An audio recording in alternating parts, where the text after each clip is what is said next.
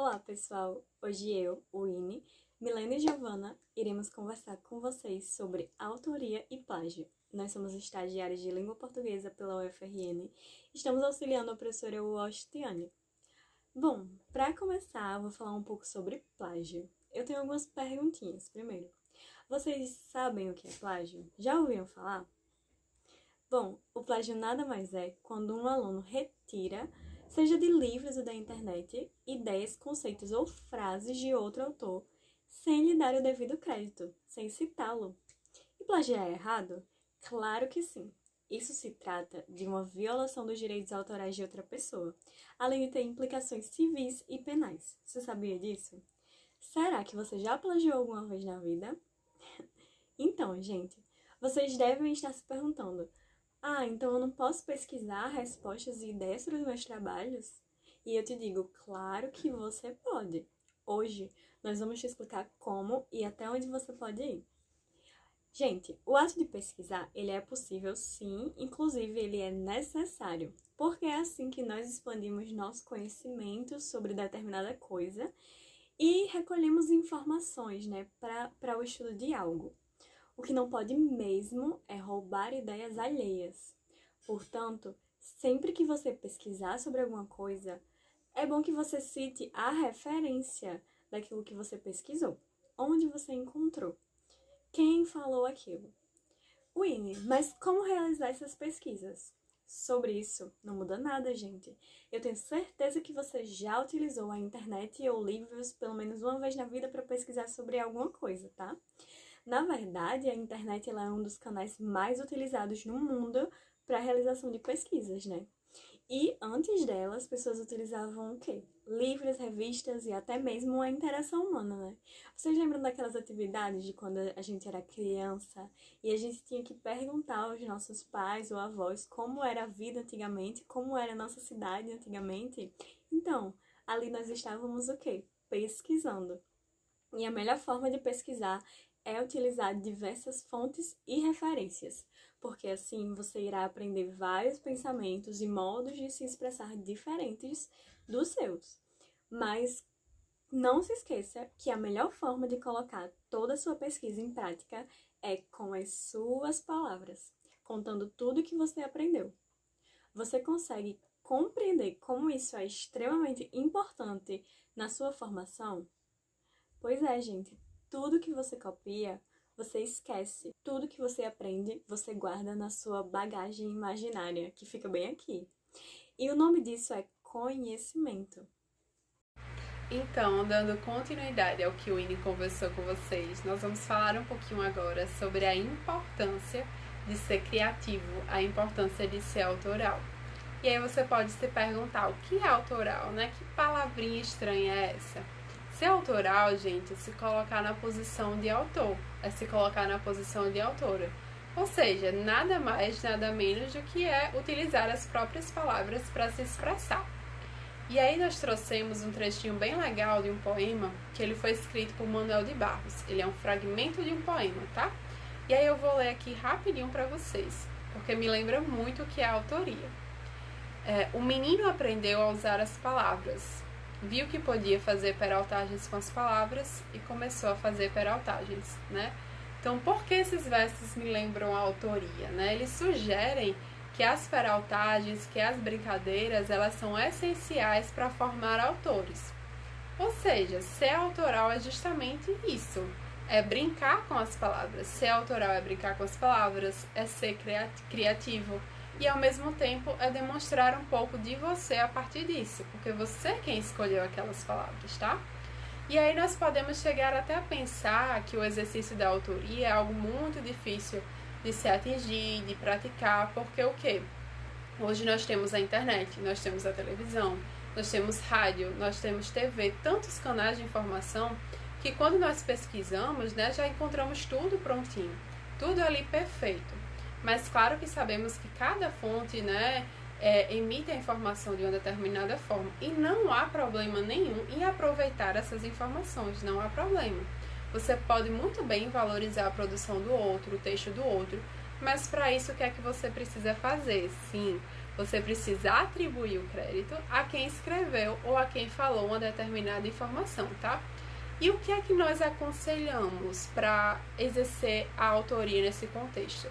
Que você, por exemplo, utilize toda essa gama de informações que você pesquisou em fontes confiáveis para o quê? Para refletir, para pensar e a partir daí ter o seu modo de dizer o que você quer dizer, utilizar as suas palavras nas suas produções. Então, por exemplo, é pesquisar bastante e depois se perguntar o que eu penso sobre isso? Qual é a minha opinião sobre o assunto, tá? Porque nós devemos demonstrar as nossas marcas pessoais na construção do nosso texto. Não só demonstrar as nossas marcas, mas utilizar as nossas ideias, né, a nossa criatividade para escrever o nosso texto. Ou seja, não é mais adequado copiar as estruturas. E sim, nós somos super capazes de não copiar as estruturas, tá? Nós somos capazes de refletir, de pensar depois de ler, depois de estudar, e escrever o nosso próprio texto. E aí, caso você precise utilizar a voz de outra pessoa para até reforçar aquilo que você quer dizer, você vai utilizar várias outras estratégias que nós vamos ver daqui a pouco com Giovana. E como Milena acabou de falar, nós vamos agora aprender um pouco sobre como evitar o plágio e como não cair nessa armadilha.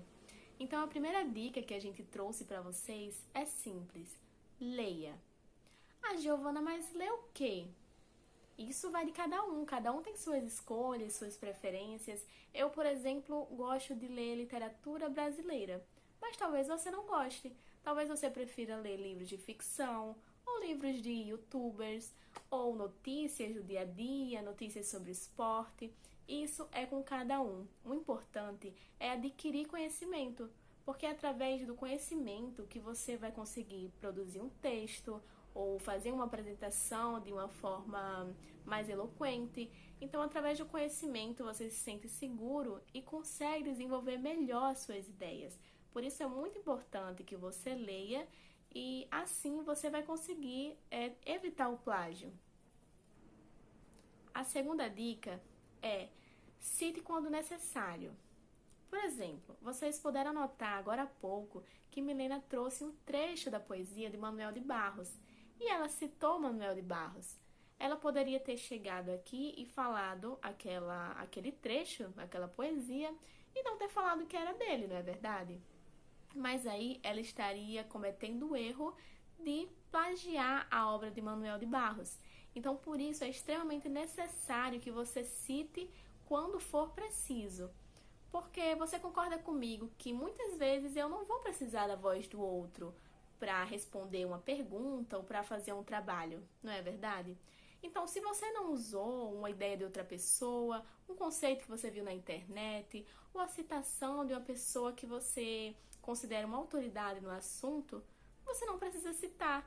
Se você for a voz daquele texto, se você foi a fonte, você não vai precisar citar. O importante é que você não se sinta pressionado a sempre citar alguém, porque às vezes a fonte é você mesmo. Então, cite, sim, quando necessário.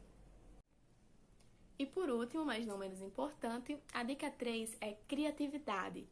Sejam criativos.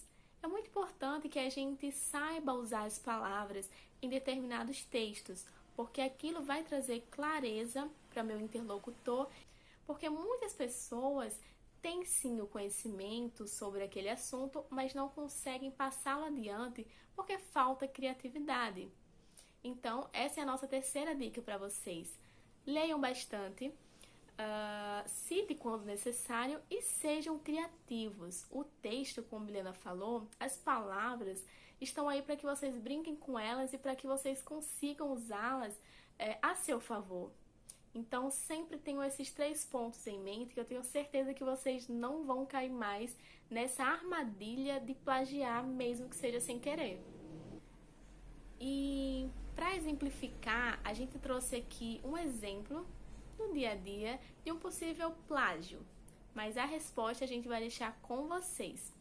Tenho certeza que vocês já ouviram falar no programa da Fátima Bernardes, que é o Encontro. Recentemente, um outro programa de uma outra emissora, o SBT, com a apresentadora Patrícia Bravanel, foi acusado de plágio porque o cenário desse novo programa é muito semelhante com o cenário de Fátima Bernardes. E o plágio não é exatamente isso? Você se apropriar da ideia de uma outra pessoa como se fosse sua? Então a gente está mostrando aí para vocês os dois cenários para que vocês nos respondam. Será que é plágio? Ou será que é só uma inspiração despretensiosa? Essa resposta a gente deixa com vocês.